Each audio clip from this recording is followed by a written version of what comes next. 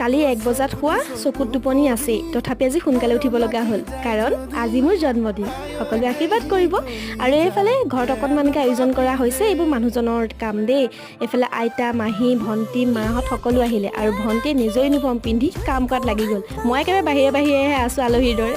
এইফালে ভাইটিহঁতে আকৌ বেলুন ফুলোৱাত লাগিল আইও মানুহজনৰ কাম দেখিছেনে বাৰু সৰুৰে পৰা এই কেক কটা বেলুন লগোৱা এইবোৰ কৰি পোৱা নাছিলোঁ দেই বিৰাট লাজ লাগিছে মই কৈছোঁ মই কেক চেক কাটিব নোৱাৰোঁ দেই আজিলৈকে কাটি পোৱা নাই এতিয়া বুঢ়ী বয়সত কিহৰ কেকডাল কাটিব লাগে